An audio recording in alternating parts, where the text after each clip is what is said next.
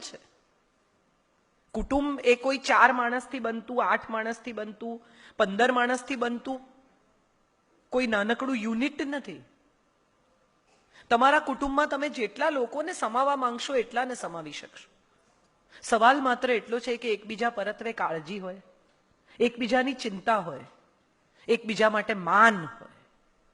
કેટલા બધા લોકોને હું એવા જોઉં છું કેમ કે મારી સાથે ખરાબ રીતે બોલે, પણ તમે કઈ રીતે વાત કરો છો એ પણ સમજવાની વાત છે. સૂરજ ખોટો પહેલો જ કાળી 5 હોય એટલે એમને કાળી 7માં જ જવું પડે, બીજો એમની પાસે રસ્તો જ નહીં.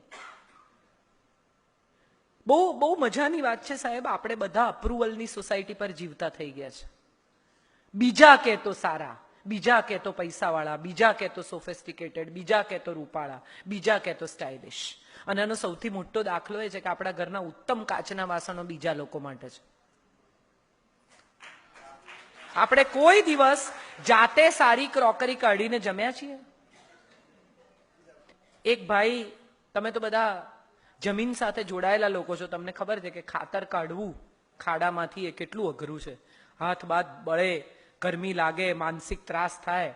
જેને કાઢ્યું હશે એને ખબર હશે, નવી પેઢીને તો કદાચ નહીં ખબર હોય, પણ ખાતર કાઢવું કેટલું અઘરું છે. વાહ. તો એક ભાઈ બિચારા ખાતર કાઢીને ઘેર આવ્યા. એની પત્નીને કે જમવાનું પીરસ, એટલે પત્નીએ જમવાનું પીરસ્યું જૂની થાળીમાં, જે રોજિંદી. એટલે એને કહ્યું કે હવે ભંગાર થાળી મને નહીં આપવાની, સારી થાળીઓ નથી ઘરમાં? તો કે છે ને, પણ મહેમાન માટે રાખી છે. એટલે એને થાળીનો ઘા કર્યો સાહેબ, મગજ ગયું એનું એવું. એક તો ગરમી લાગેલી, થાક લાગેલો, ભૂખ લાગેલી, અને એમાં ગંદી થાળી પત્નીએ મૂકી કે ખાતર કાઢવા મહેમાન આવે છે, આ